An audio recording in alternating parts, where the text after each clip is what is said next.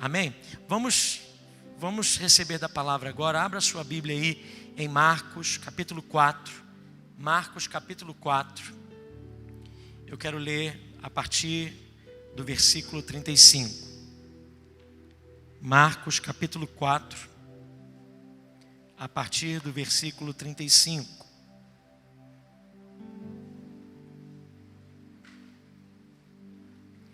Irmãos, que culto maravilhoso nós tivemos ontem, aqui na igreja. Não sei se você já viu nas redes sociais lá como que foi abençoado o nosso culto. Tivemos o culto AME, o culto para recepcionar as famílias assistidas pela igreja. E fizemos aqui 33 cestas básicas com todo o alimento que foi arrecadado, amém? E você foi parte disso, abençoando as famílias. Mês que vem, no segundo sábado de maio, nós temos um alvo de alcançar 50 famílias. 50 famílias. Isso porque aquilo que Deus vai utilizar já está com você, lá na sua casa, na sua despensa. E você vai poder abençoar muitas famílias. Nós vamos fazer uma tarde com as mamães, na verdade uma manhã com as mamães. Vai ser uma ação especial para as mães. E cada mãe dessa, mãe solteira, mãe que tem sido chefe da sua casa, mãe que tem sido guerreira, vai receber uma cesta básica, um presente que nós vamos dar nesse dia para elas, uma palestra com uma psicóloga. Vai ser um projeto muito lindo. Esse culto AME de maio vai ser um culto muito especial. E eu conto com você. Agradeço aí a participação do Ministério de Ação Social, todos os irmãos que se envolveram, e do supermercado preferido, que tem sido parceiro para nós aí em todas as questões. Nos abençoaram com tantas coisas, e que se você puder escolher um mercado aí, irmãos, escolha esse mercado que tem abençoado a vida de muita gente. Então vamos lá, gente, vamos ler a palavra do Senhor. Quantos estão ansiosos para ouvir a voz de Deus? Marcos capítulo 4, versículo 35 a 41, que diz assim: naquele dia, sendo já tarde, disse-lhe Jesus: passemos para outra margem. E eles, despedindo a multidão, o levaram assim como estava, no barco, e outros barcos o seguiam. Ora, levantou-se grande temporal de vento, e as ondas se arremessavam contra o barco, de modo que o mesmo já estava a encher-se de água. E Jesus estava na popa, dormindo sobre o travesseiro. Eles os despertaram e disseram: mestre, não te importa que pereçamos? E ele, despertando, repreendeu o vento e disse ao mar: acalma-te, emudece. E o vento se aquietou e fez-se grande bonança. Então lhes disse: por que sois assim tímidos? Como é que não tendes fé? E eles, possuídos de grande temor, diziam uns aos outros: quem é esse que até o vento e o mar lhe obedecem? Pai, ensina-nos nessa noite, ministra a tua palavra sobre nós e fala aos nossos corações. É o que oramos no nome de Jesus, amém e amém. Você pode se sentar? Deus é bom. Deus é bom. A maior verdade que precisa ser propagada nesses tempos de calamidade, tempos difíceis, é que Deus é bom. Vamos dizer isso juntos? 1, 2, 3. Deus é bom. Fala para uma pessoa perto de você: Deus é bom. Espalhe essa notícia aí onde você estiver. Deus é bom. Você que está aí no chat aí da transmissão, coloca aí nesse chat: Deus é bom, o Senhor é bom. A bondade de Deus, irmãos, ela não pode ser anulada diante das tempestades que nós vivemos. A bondade de Deus não pode ser anulada diante dos tempos difíceis que nós temos experimentado. Tudo o que Deus faz é bom. Deixa eu dizer para você: tudo que Deus faz é bom. Deixa eu dizer para você que está desse lado: tudo que Deus faz é bom. Você talvez não esteja alinhado com isso, porque você está vivendo algumas tempestades. Você esteja vivendo algumas dificuldades, alguns problemas. Talvez você que acessou essa transmissão, você que está aí nesse culto online, talvez você tenha passado poucas e boas. E está difícil crer que Deus é bom, mas Deus tem planos em tudo. Tudo que Deus faz é bom. Conta a história de um rei que gostava de caça. E ele pega então seu súdito, um fiel companheiro, e vão para a caça. E lá, no meio daquela no meio daquela floresta onde eles estavam caçando, o súdito vinha conversando com o rei, e o súdito era um cristão, era alguém que conhecia Deus, tinha o seu coração temente ao Senhor. E tudo para aquele homem não havia reclamação, tudo ele dizia, o lema da sua vida era: Deus é bom, Deus é bom. E aí naquela caça, naquele dia, o súdito foi falando para o rei o quanto Deus era bom. E ali pelas tantas, quando eles estão ali esperando aquele animal, de repente, por conta de alguma coisa inesperada, o animal que era ali o alvo deles vem e os ataca. E naquela luta com aquele animal, aquele rei fica ferido e ele perde um dos seus dedos. E aí quando ele está ali chorando, porque aquele animal tinha comido um dos seus dedos, ele está ali reclamando, o servo olha para ele e diz assim: não reclame, ó rei, Deus é bom. E quem está passando por um problema, quando recebe uma notícia dessa, não fica muito feliz, não é verdade? Porque quando a gente está passando um problema, a gente quer alguém que acha o problema junto com a gente. Você já teve com um positivo, com alguém que é bem positivo, num momento muito difícil? Ou coisa difícil é lidar com gente positiva quando a gente está mal, não é? A gente está querendo falar mal de alguém e alguém está falando bem daquela pessoa. A gente está querendo reclamar de alguma coisa e aquela pessoa está falando. Aquilo incomoda, o rei ficou incomodado. E disse: Deus não é bom nada, sabe de uma coisa? Some daqui, você agora está preso. Você está dizendo que Deus é bom, você está olhando para mim, esse Deus aí não é bom nada. E ele vai preso. E fica preso, e sofre com aquela prisão. E o rei continua caçando. E o rei foi para outra caça. E quando chegou naquela caça, eles lá no meio da floresta, de repente uma tribo de canibais acharam ele lá, índios canibais que estavam lá no meio daquela floresta, pegaram aquele rei, pegaram aquela tropa toda, levaram para dentro daquela tribo e começaram a esquentar as panelas. Naquele dia ia ter comida fresca, comida real. E o rei começou a ficar nervoso. E quando chegou a vez então de colocar eles dentro daquela panela, alguém disse: não, nós não podemos nos alimentar desse homem não dá. E aí eles disseram: por quê? Porque ele é defeituoso, ele não tem um dedo, então libera ele para casa, isso não serve para nós. E ele, grande livramento teve naquele dia. Então ele volta para casa, primeira coisa que ele lembra é que Deus é bom. E ele vai então naquela cela onde tinha prendido aquele homem, e chega lá e diz assim: o que eu fiz? Eu peguei esse homem, eu enclausurei ele, olha só, Deus realmente tinha planos, Deus é bom. E eu agora fui livre daquela luta que eu passei lá atrás, o animal que me machucou, fez agora com que eu me tornasse livre dessa situação. Será que ele vai me perdoar? Será como é que ele está dentro daquela prisão? A primeira coisa que eu vou chegar, eu vou soltar ele, vou pedir desculpas, eu vou me redimir. Então ele vai até aquela prisão, encontra aquele homem, abre a prisão e diz: meu amigo, me perdoe, Deus realmente é bom. Eu estive agora preso por uma tribo canibal, e quando eles iam me devorar, eles notaram que eu não tenho um dedo. Lembra daquela caça? Então essa tragédia me trouxe grande bonança. E o súdito, olhando para ele, disse: ah, rei, Deus realmente é bom. E ele disse: mas espera aí, você ficou preso esse tempo todo, você foi injustiçado, eu fiz tudo que era coisa errada contra você, eu te machuquei, eu mandei pessoas virem para injustamente manter você naquilo que você não merecia. E ele disse: Deus é bom. Ele disse: mas você não vai reclamar nem desse tempo? Ele disse: não, aí que eu vejo a fidelidade do Senhor, porque se eu tivesse com o Senhor, eu que seria o prato preferido deles. Até nas lutas, irmãos, até nas guerras, até nos momentos mais difíceis da nossa vida, eu quero trazer uma palavra de esperança para você nessa noite, meu irmão. Deus é bom. As lutas que nós estamos passando nesses dias não são lutas fáceis.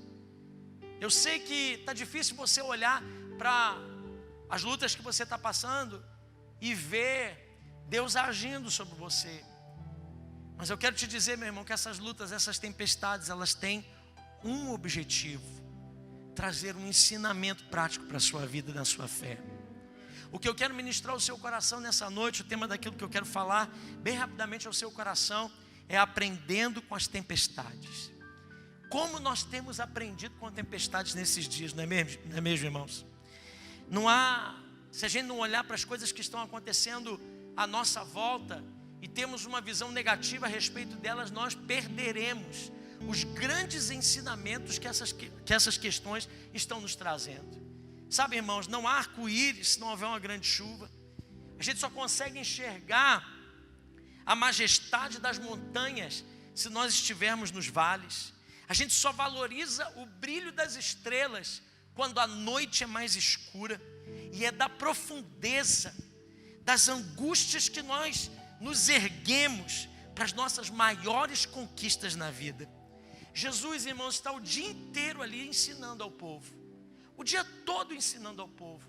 E o Senhor então reúne os discípulos e diz para eles: vamos passar para o outro lado. Vamos atravessar esse mar da Galileia, chegar a uma região chamada Gadara. Pisar naquilo ali, Jesus tinha um objetivo: libertar um homem que vivia trancafiado no cemitério. Ele tinha uma legião tão grande, irmãos, tão grande, que ninguém ali das 10 cidades ali de Decápolis, daquela região onde Gadara estava, conseguia dominar aquele homem.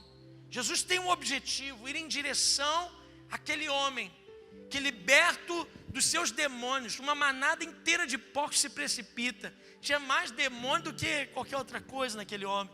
Era um objetivo de Jesus alcançar uma necessidade. Então ele reúne os seus discípulos e ele agora põe eles no barco e diz: vamos. Só que Jesus está cansado, o mestre está exausto, ele tinha ensinado o dia inteiro. Então a primeira coisa que ele faz, ele arruma um travesseiro e ele deita e ele descansa, e ele dorme naquele barco. Jesus está ali dormindo, quando de repente os ventos começam a vir contra aquele barco. Aquele barquinho onde os discípulos estão começa a ser jogado de um lado para o outro. A água começa a entrar para dentro do barco e de repente uma grande tempestade está acontecendo. Mas onde está Jesus? Jesus está dormindo. Os discípulos estão apavorados. Os discípulos estão à beira da morte. Eles começam então a clamar. Eles querem que o Senhor acorde. Eles querem que o Senhor levante para repreender o mar. Os discípulos, irmãos, querem uma ajuda de Jesus. Então o Senhor levanta e com autoridade repreende os discípulos, repreende o mar e o vento, e diz para ele: ó, homens de pequena fé. E os discípulos então ficam admirados. Esse é um relato que você conhece com certeza, mas eu quero nessa noite, irmãos, trazer algumas coisas que falam a respeito de como as tempestades da vida nos ensinam. Esse episódio da vida de Jesus traz para nós ensinamentos riquíssimos que eu e você podemos desfrutar nessa noite. Sabe, mas antes de falarmos sobre os ensinamentos da tempestade, e eu quero trabalhar na dinâmica bastante pedagógica, porque só há resultados, só há descobertas quando há dúvidas, quando há perguntas. Tudo que se existe, tudo que é feito, todas as coisas que acontecem, elas só vêm a existir porque alguém pensou e perguntou: por que não?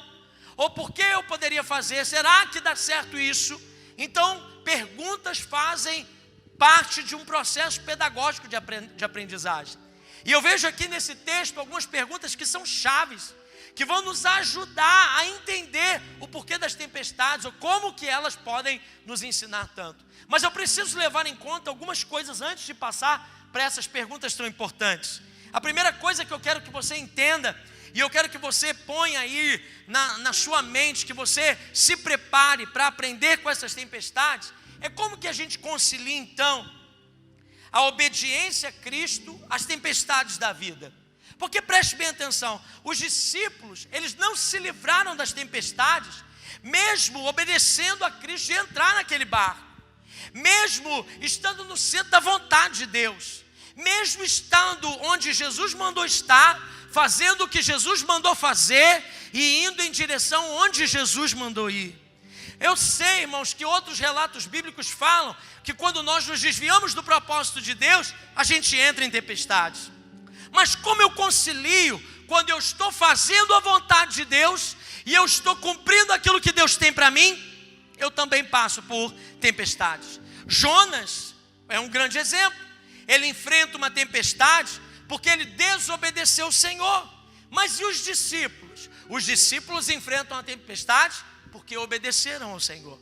Sabe, a primeira coisa que eu quero que você entenda é que se você, irmãos, existem coisas na nossa vida que eu quero que você pense a respeito disso. Você tem enfrentado tempestades pelo fato de você andar com Deus?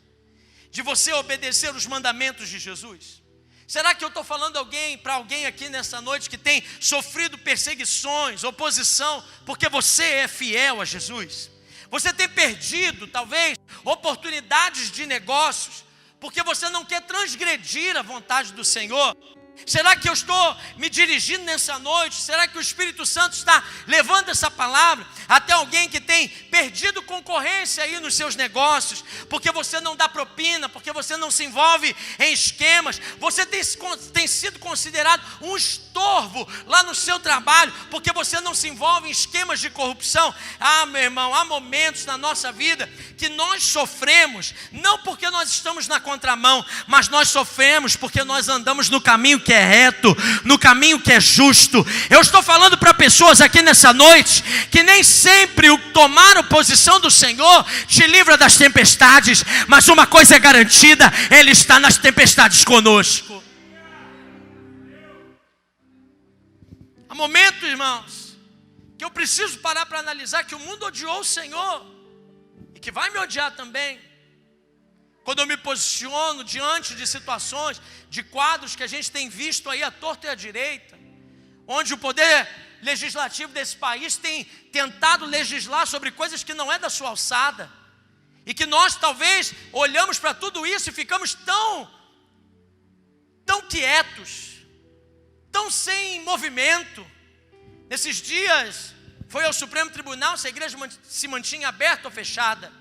Claro, irmãos, ninguém está discutindo a questão de culto, a questão de servir a Deus. Nenhum de nós aqui é privado de orar, de buscar a Deus, porque as portas desse templo se fecham. A vida cristã é mais vivida durante a semana, quando você está nos seus afazeres, do que nas horas que você passa aqui no domingo. Mas o que nós estamos falando é na nossa livre expressão, de adorarmos o Senhor, de sermos uma base, de termos um lugar para chamar igreja. Isso não pode ser roubado de nós, irmãos. Isso não pode ser roubado de mim e de você. Essa é uma conquista que nos foi dada. Você é alguém que pode se expressar. E às vezes, irmãos, se expressando, a gente não precisa ter a graça de todo mundo. Não é olhando para algumas situações, se a gente fizer. Tem gente que diz assim, pastor, vai ter culto, porque se tiver culto, quem sabe, alguém vai olhar, vai dizer como é que estão as cadeiras. Isso a gente não deveria contribuir para as pessoas que não estão fazendo isso aqui. O que a sociedade vai dizer? Agora que a gente vai retomar, a gente quer retomar. Não, vamos com calma. Não, irmãos. Nós estamos, deixa eu dizer uma coisa para você, para tirar qualquer dúvida do seu coração. Desde o início dessa pandemia, nós temos sido fiéis a todos os protocolos que nos foram impostos. Mas nós acreditamos que a igreja não para. Igreja não para. Os irmãos podem parar, pessoas podem desistir. Tem gente que não vem, que não entrou na comunhão da igreja desde o dia que começou essa pandemia. E não tem problema, seja lá o que você quiser fazer. Mas nós como igreja estamos emitindo um decreto no mundo espiritual. Pode ser o decreto que tiver nessa terra. Nós estamos emitindo uma declaração no mundo espiritual. Senhor, conta conosco mesmo nos tempos de adversidade. Enquanto houver um crente cheio do Espírito Santo, querendo adorar a Deus, nós estamos aqui. Nem que se eu estiver aqui sozinho, eu e minha família, estou dentro do decreto, estou fazendo as coisas, todo dia a gente esteriliza todas essas coisas, estamos levando essa questão da pandemia a sério. Não somos uma igreja descabeçada, nós temos uma direção, nós temos um viés que estamos caminhando, nós temos um equilíbrio. Vocês sabem, nossa igreja é muito equilibrada. Nós não estamos fazendo coisas à torta e à direita, mas nós cremos que a igreja não fecha as suas portas, porque as portas do inferno não prevalecem o movimento da igreja. Eu não estou dizendo templo, porque templo pode fechar. Eu estou dizendo eu e você. Nós somos essa igreja, amém, irmãos? Segunda coisa que eu preciso entender sobre as tempestades da vida. Como que eu concilio então? Se eu já sei agora que passar por tempestades não está intimamente ligado a não ter Jesus, porque às vezes eu, fazendo a vontade de Deus, eu vou passar por tempestades. Então como que eu concilio a tempestade com a presença de Jesus? O fato de Jesus estar conosco não nos poupa de algumas tempestades da nossa vida. Ser cristão, irmãos, não é a gente viver numa redoma de vidro. Não é a gente ser colocado numa estufa espiritual. Deixa eu te dar uma notícia: o céu ainda não é aqui na terra. O céu ainda não chegou. Nós estamos aqui ainda. E nessa terra nós vamos ter todo tipo de privações, de lutas e de situações se levantando. Você lembra lá em João capítulo 2, Jesus foi a uma festa com a sua mãe e os seus discípulos. E chegou lá na festa, o vinho acabou, um caos se estabeleceu. Tem festa que Jesus está e caos acontece. A gente precisa ter, irmãos, a noção de que um crente que anda com Jesus pode e muitas vezes vai enfrentar terríveis tempestades. Jesus passa o dia inteiro ensinando parábolas sobre o reino dos céus. Mas agora, irmão, chegou a hora da aula prática. Jesus não foi surpreendido, dormiu e foi surpreendido com a tempestade. Deixa eu te dizer, nada foge do controle do mestre. Nada foge do controle do meu Senhor. Jesus sabia da tempestade. Essa tempestade estava no currículo de Jesus e estaria no currículo dos discípulos. A tempestade foi o maior incentivador, o meio pelo qual os discípulos passaram agora não só a saber que eles tinham que crer, mas agora eles colocaram a sua fé em prática. É durante as inesperadas tempestades da vida que aquilo que a gente sabe aqui vai se tornar aquilo que a gente vai viver aqui, na prática, na força, colocando o Senhor em primeiro lugar.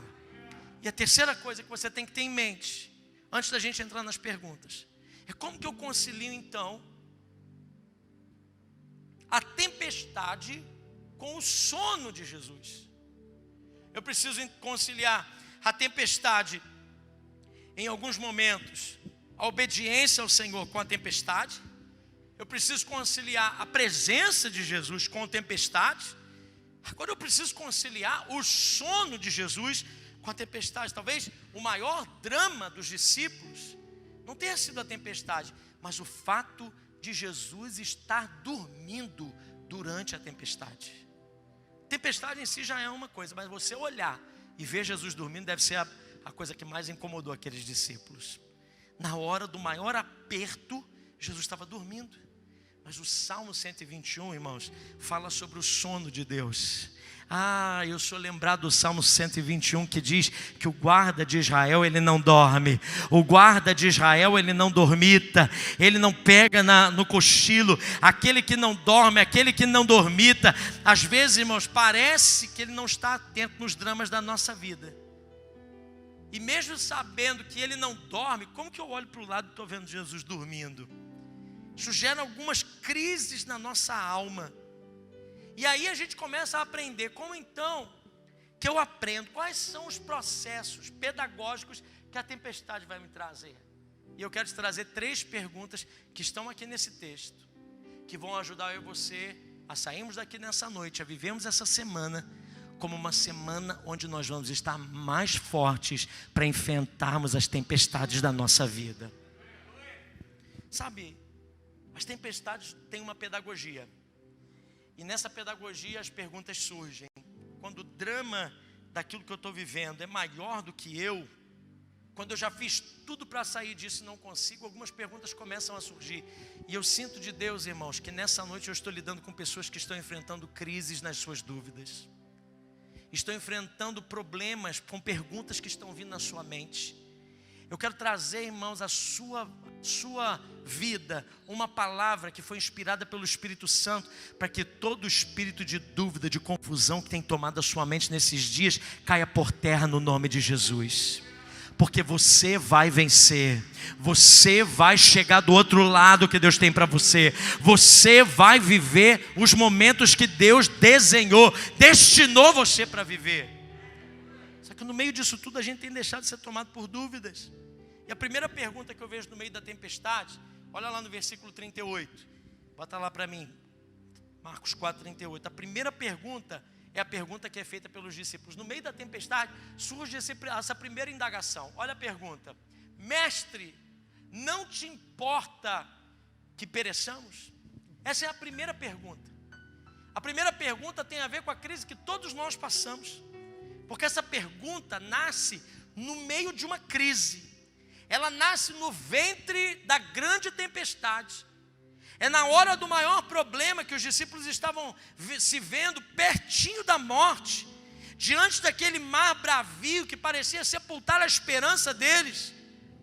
Todos os seus esforços já tinham sido esgotados, todos os recursos humanos já tinham sido usados. E eles então olham para Jesus e perguntam para ele: não te importas? Porque uma coisa, irmãos, é quando a gente está lutando e vendo Deus agir. Mas o que a gente faz quando a gente está lutando e a gente não está vendo respostas? A gente não está conseguindo ver luz no fim do túnel. A gente está esgotando tudo que a gente tem. Eu já gastei saliva, eu já gastei dinheiro, eu já gastei tempo, eu já sentei, eu já dei perdão, eu já caminhei a segunda milha, mas nada está adiantando. Eu já investi, eu já corri atrás, eu já bati na porta, eu já pedi, eu já implorei, mas nada está acontecendo. Sabe, meu irmão, eu estou cansado de um evangelho que só ensina a gente a lidar com as coisas que dão certo. Eu quero caminhar do lado do meu Deus e aprender a adorá-lo e servi-lo e ser fiel quando tudo dá errado. Porque eu não sei você, meu irmão, mas às vezes na minha vida nem tudo aquilo que eu gostaria que desse certo, dá certo. Nem tudo aquilo que eu gostaria que fosse desse jeito, dá jeito. E parece que às vezes a gente é um ET. Quando a gente está caminhando do lado de crentes muito espirituais, que tudo é de Deus, tudo Deus fez, tudo Deus aconteceu, e a gente fica olhando e falando assim: meu Deus, será que só não acontece comigo? Será que essas coisas acontecem para todo mundo? Está todo mundo do bem? Está todo mundo maravilhosamente tranquilo, o casamento de todo mundo está bem, o trabalho de todo mundo está prosperando, a saúde de todo mundo está boa, só a minha que está ruim? Deixa eu te trazer uma resposta. A gente deixa os crentes que só vivem vitória e maravilha e glória a Deus para lá, e Deus abençoe que eles mantenham assim, mas vem cá junto comigo, porque nem sempre dá certo, mas nós cremos no Deus que completa uma boa obra em nós. Trazendo para você, meu irmão, algo que é real. Estou trazendo para você algo que você não sai daqui olhando para isso aqui e dizendo: meu Deus, eu não estou vivendo disso. Eu quero te mostrar que lá no meio da tempestade, mesmo quando você tem a maior dúvida no seu coração, que se o Senhor está olhando para você, eu quero que você saia daqui na certeza de que aquele que é fiel, aquele que ama você, aquele que não abandonou o barco, aquele que pode, ele está parecendo que está dormindo, mas ele está lá conosco. O Senhor é o Deus que cuida de nós, mesmo quando tudo está parecendo difícil. Chega de pensar e amar a Deus, ser fiel e estar animado quando tudo está parecendo bem. Eu quero crentes que no meio da adversidade se levantam e digam: eu amo o Senhor a despeito das tempestades, eu escolho Deus a despeito das lutas, eu declaro que eu vou ser fiel mesmo no tempo da adversidade. Senhor, tu não te importas. Será que eu estou falando para alguém que é honesto o suficiente para dizer isso para Deus nessa hora? Será que enquanto eu falo isso para você, os seus olhos se enchem de lágrima porque você consegue dizer? Você talvez não tenha tido coragem para dizer isso, mas hoje, meu irmão, o Senhor não te julga se você pergunta isso para Ele. O Senhor te julga se você vive na dimensão de como se Ele não se importasse. Porque tem gente abrindo mão de projetos e planos de Deus como se Deus não se importasse. E eu vim aqui da parte de Deus dizer para você que Ele se importa. Não abre mão. Eu sei que está chegando no fim, eu sei que está chegando no momento mais difícil, eu sei que você já tentou tudo, mas vai dar certo, meu irmão. Se mantenha fiel, porque no meio da tempestade o teu Deus te ouve. O que os discípulos estão dizendo nisso? Preste bem atenção. O que esses gritos de Senhor, acorda, o Senhor não está vendo, a gente está perecendo? O que isso tudo está significando? Em Mateus 8:25, eles dizem assim, é o mesmo texto, eles estão falando lá: Senhor, salva-nos, perecemos. E Lucas 8, 24 conta a mesma história. Eles clamam ao Senhor dizendo: mestre, mestre, nós estamos perecendo. É um grito, é um desespero. E, na verdade, essas palavras expressam mais crítica do que um pedido de ajuda. Porque às vezes, irmãos, é mais fácil a gente reclamar de Deus do que depositar a nossa ansiedade aos pés dele e descansar na providência do Senhor. É mais fácil eu reclamar de Deus do que eu tomar um posicionamento. Eu lembro quando eu fui a Israel em 2016, foi 16, 17, 2015, quando eu fui a Israel, um dos lugares mais difíceis que eu fui visitar foi o Museu do Holocausto. E o Museu do Holocausto, ele tem toda uma estrutura para contar a horrenda história de um povo que sofreu barbáries. Então você vai caminhando por dentro dele e você vai vivendo a história junto. Tem relatos e tem os vídeos, as pessoas, as fotos, é como se você estivesse vivendo naquela época da Alemanha, nos campos de concentração. Então o museu é muito interativo. E naquele dia o guia que estava levando a gente disse assim: eu vou levar vocês agora num lugar que eu nunca entrei, porque eu não tenho coragem. Que é um lugar que foi feito por um casal que tinha sido... eles tinham sido separados no tempo do Holocausto. Eles foram separados, cada um foi para um campo de concentração. Eles foram judiados da pior maneira. E judiados mesmo, porque vem desse termo, né? Judiado vem do termo dos judeus que foram sacrificados por conta disso. E eles passaram um grande aperto. E ela estava grávida. E ela tinha ido grávida para esse campo de concentração. E o único filho que eles teriam morreu lá no campo de concentração. Ela foi muito ferida. E lá pelas tantas, depois que tudo acabou, eles se encontraram. Esse casal, sobreviveram a toda a atrocidade que foi contra eles. E eles decidiram então fazer um memorial para todas as crianças que foram mortas durante aquele holocausto. É um lugar horrível. Eu fui para lá e depois desse eu tive que voltar para o hotel. Eu só pensava nos meus filhos. Não tem como andar por os lugares, os corredores. E chega numa sala, uma sala do tamanho dessa igreja, assim mais ou menos, onde você fica no lugar de onde você estiver naquela sala, você consegue enxergar 1.500.000 velas que representam o número de crianças que foram mortas. E eu lembro que a gente sai daquele museu e, sabe, um sofrimento, é uma coisa terrível. Quando sai do museu, na porta do museu, tem uma estátua de uma mulher que na sua cabeça é uma grande boca. Uma boca gritando na cabeça da mulher. E tem 2 filhos mortos no braço. E a estátua está dizendo: é o grito que nunca foi ouvido. O grito do desespero.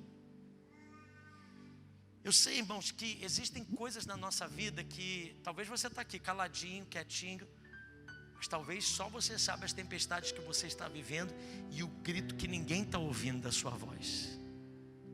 O grito que está dentro de você, que não pode ser expressado, pedido de socorro. Como é que eu vivo essa situação?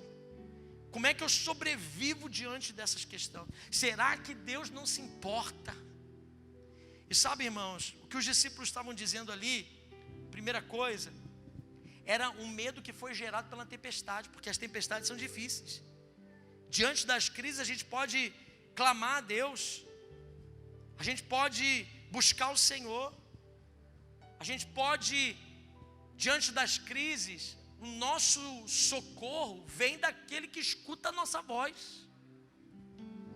Mas também esse grito de não te importas, não só fala do medo que foi gerado pela tempestade, mas também revela algum tipo de fé no coração daqueles discípulos. Se os discípulos não estivessem completamente sem fé, porque tem gente que já não aguenta nem mais caminhar. Mas se não tivesse fé suficiente, irmãos, tem gente que diz assim: eu já não creio mais, eu nem sei como é que vai ser. Não, eu ainda consigo ver um pouquinho de fé, sabe por quê?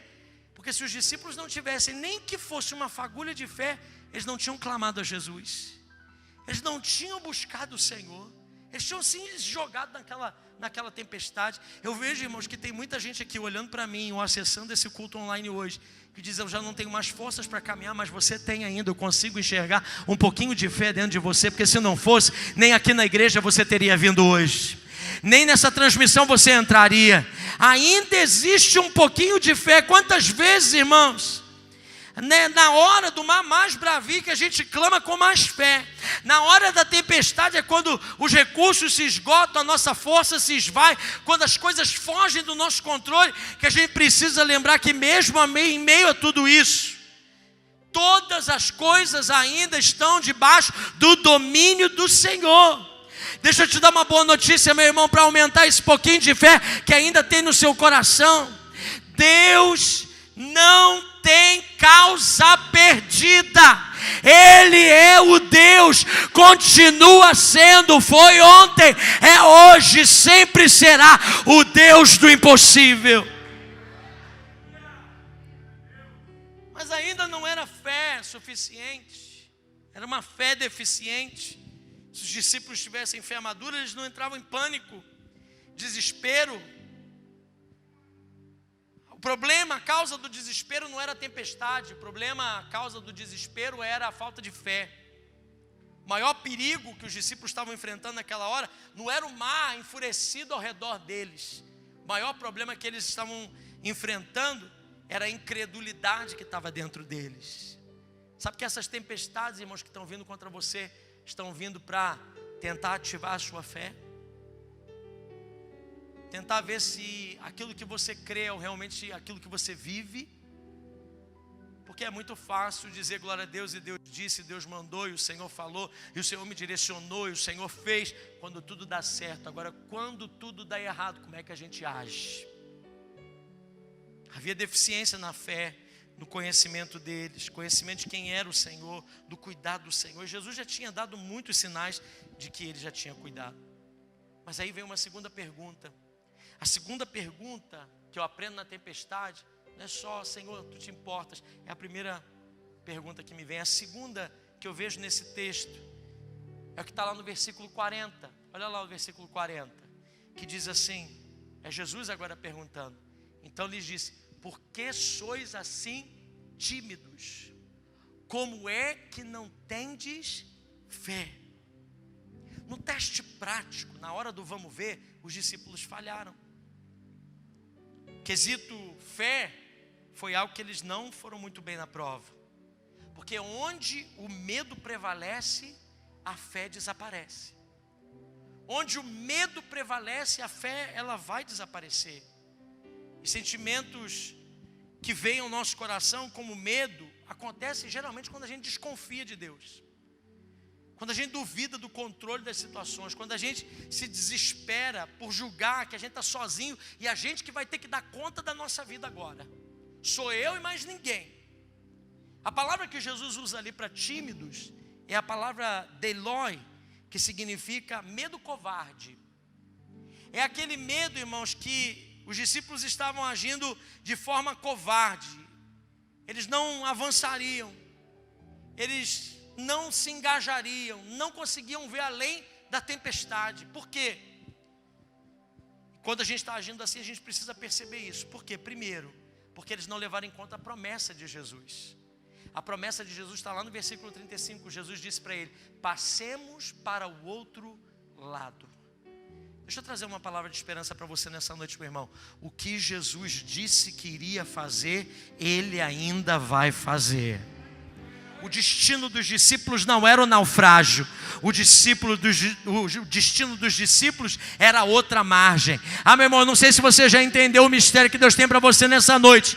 O teu destino não é o fundo do mar, não é o fundo do poço, não é um quarto de hospital, não é uma crise existencial, não é uma doença psicossomática, não é um quarto escuro na depressão. O fim dessa história não é a bancarrota, não é aquilo que pode te desmoronar. O fim dessa história é a promessa que Deus fez para você. E se Ele fez, Ele é fiel para cumprir. Passe para o outro lado.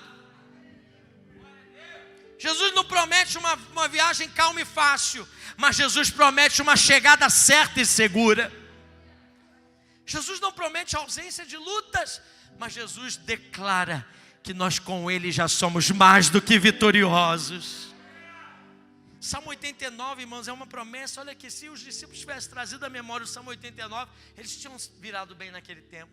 Olha o Salmo 89, 9 diz assim: dominas a fúria do mar, e quando as suas ondas se levantam, tu as acalmas. Salmo 89, 9.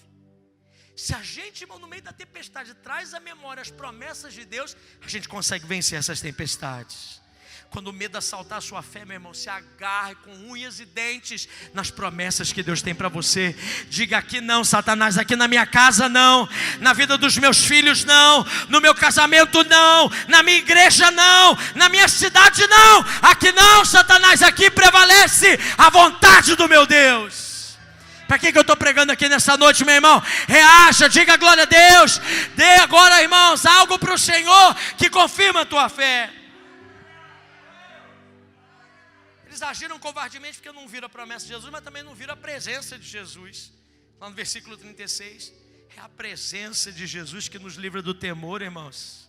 Salmo 23, 4 diz que ainda que eu andasse pelo vale da sombra da morte, não temeria mal algum, porque tu estás comigo. Nos problemas e tempestades da vida, a presença de Jesus é a âncora que vai segurar você, é o porto seguro que você precisa. Isaías 41, 1 a 3 diz: mas agora assim diz o Senhor que te criou, Jacó, que te formou, Israel. E eu quero ser mais ousado para dizer: mas agora assim diz o Senhor, ó Igreja Metodista Central em Tanguá, o Senhor que te formou, ó crente cheio do Espírito Santo, não temas, porque eu te remi, eu te chamei pelo nome, você é meu. Quando passares pelas águas, você vai ver a minha presença contigo, eu serei contigo. Quando passarem pelos rios, eles não te submergirão. Quando passares pelo fogo, não te queimará, nem a chama arderá em ti, porque eu sou o Senhor teu Deus, o Santo de Israel, o teu Salvador. Mateus 28 diz: eis que estou convosco todos os dias até a consumação dos séculos. Meu irmão, eles não notaram que pode a tempestade vir, pode Jesus. Olha, irmãos, eles não viram. Porque às vezes a gente precisa perceber, só a presença de Jesus já garante para nós o que nós precisamos. Parece que lá na tua casa nada está acontecendo, mas se Jesus estiver lá, o teu barco não vai afundar. Pode palavra não estar sendo liberada, você pode não estar vivendo o melhor dessa terra, mas se Jesus estiver presente, meu irmão, faz toda a diferença. O Rei do céu e da terra estava naquele barco, e é por isso que o barco não podia afundar. O Criador do vento, o Criador dos mares, o Senhor que tem voz de autoridade estava naquele lugar, e por isso a vitória é garantida. E eu tenho uma boa notícia para você: Ele está conosco hoje. Nós não precisamos ter medo da tempestade. Terceira coisa, irmãos, Jesus chama eles de tímidos, de covardes, porque eles não viram nem as promessas de Deus. Eles não conseguiram enxergar a presença de Jesus, mas eles também não conseguiram entender a paz de Jesus. Enquanto a tempestade rugia com toda a fúria, Jesus estava fazendo o quê? Dormindo. E por que ele dormiu? Quero te dar duas razões por que Jesus dormiu. Primeiro, porque Jesus sabia descansar totalmente na providência do Pai.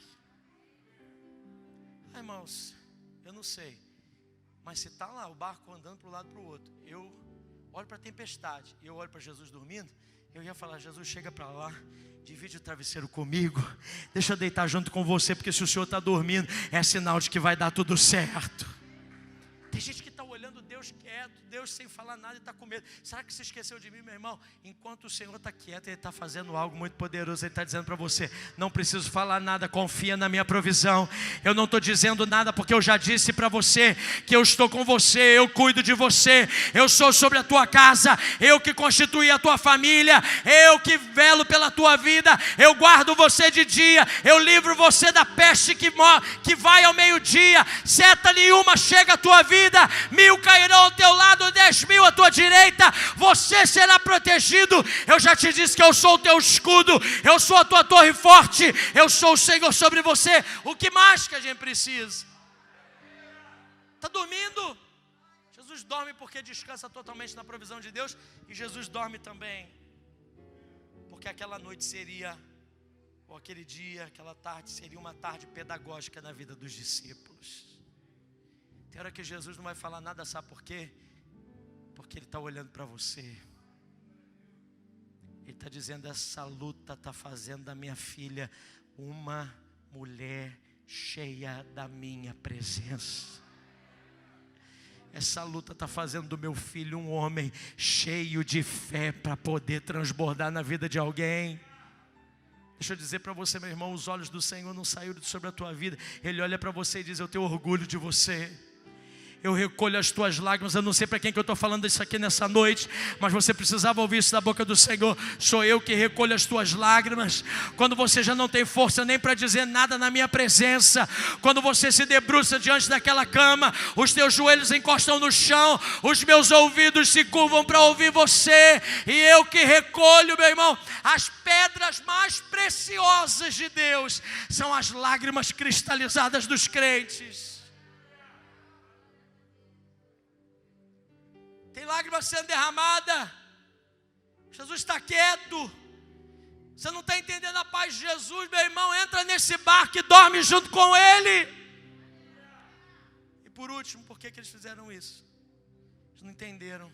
Foram covardes porque não entenderam o poder de Deus. Aquele que estava no barco, o Criador da natureza, o Criador das leis da natureza, estava ali bem diante dele. Jesus controla o universo, irmãos. O Senhor que nós servimos controla o universo. Eu quero trazer a última pergunta para a gente terminar. Vem cá, o pessoal, para me ajudar, para a gente terminar e ir embora.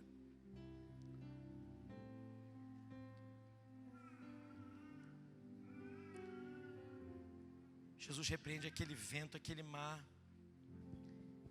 Irmãos, a gente agora já não vê mais o Jesus adormecido no rugir da tempestade, mas é diante daquela situação é que a gente vê agora um Jesus por cima de uma tempestade que adormece aos seus pés. Ele tem poder para repreender os problemas que nos atacam. Eu quero trazer isso ao seu coração nessa noite, porque parece, irmãos, que a gente está sendo colocado numa esquina e o diabo está sentando a botina em nós. Parece que a gente está sendo encurralado. Parece assim: ai, eu só estou em luta. Tem gente baixando a cabeça, tem gente perdendo a fé. Eu estava lá brincando essa semana com meu filho, e ele ganhou um robozinho, o Chihuahua, né, Vitor? Chihuahua. E ele falou assim: pai, põe pilha aqui no Chihuahua para mim. Ele botou o nome do boneco de Chihuahua. E é um bonequinho, um robozinho de controle remoto. E a gente colocou. E quando colocou, irmãos, ele é um robozinho que roda assim, tem uns olhão azul, uma luz azul bem forte, fica azul e vermelha. A luz, ele roda, tem uma arminha assim na mão dele, ele fica rodando assim, ele vai para frente, vai para trás. Quando a Mel, meu cachorro, desse tamanho, meu cachorro, tem um latido, irmão, quando você vê ela, você tem vontade de correr. Ela tem um latido forte, ela é brutona, ela pula em cima da gente que parece que vai derrubar a gente, ela tem uma força. O rabo dela, quando abana, se bater em qualquer coisa da casa, destrói tudo.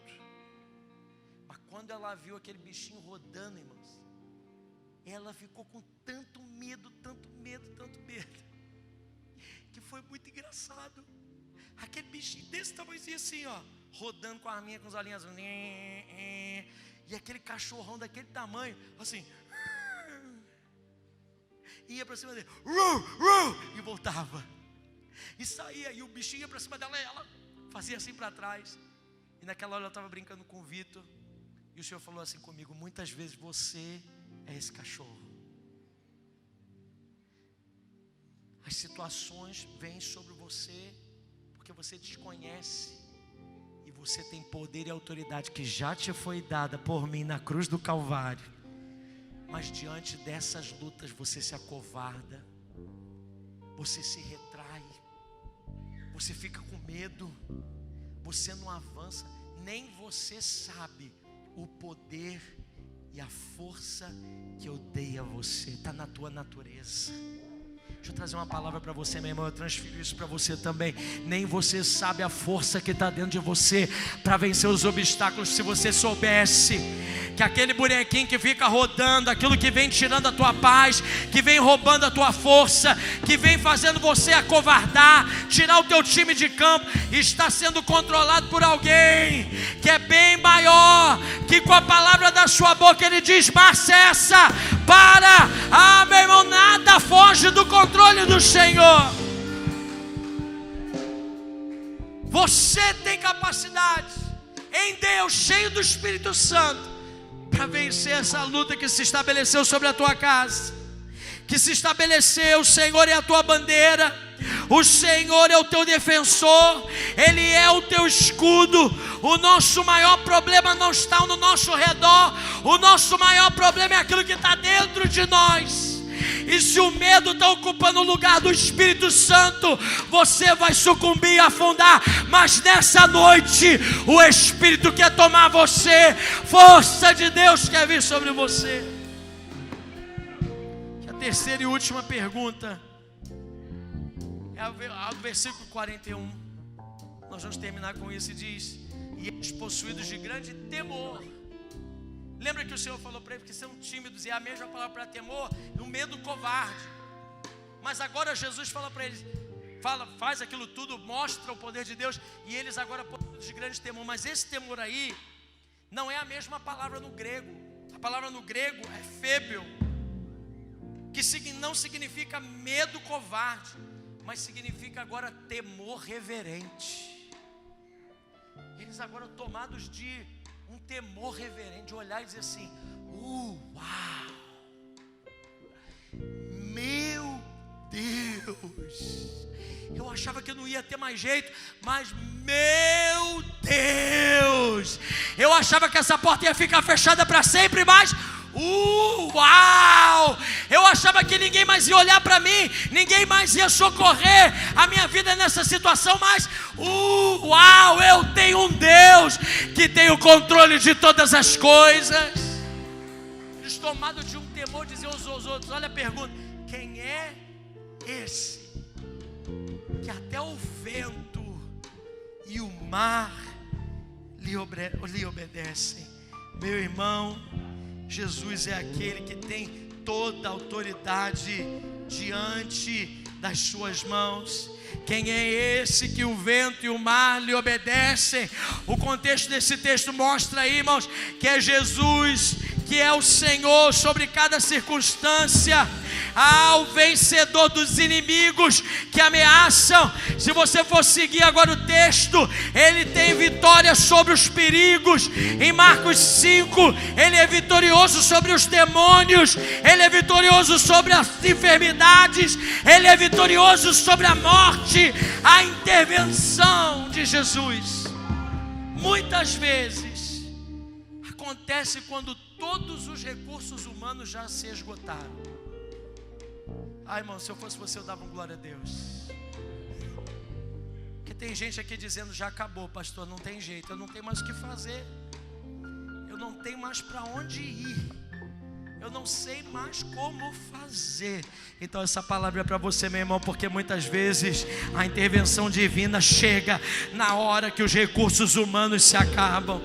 É na extremidade, na nossa extremidade, é que Deus acha a maior oportunidade para agir. As tempestades, elas fazem parte do currículo de Jesus para fortalecer a nossa fé. As provas não vêm para destruir, mas vêm para fortalecer. E quando Jesus faz cessar tudo,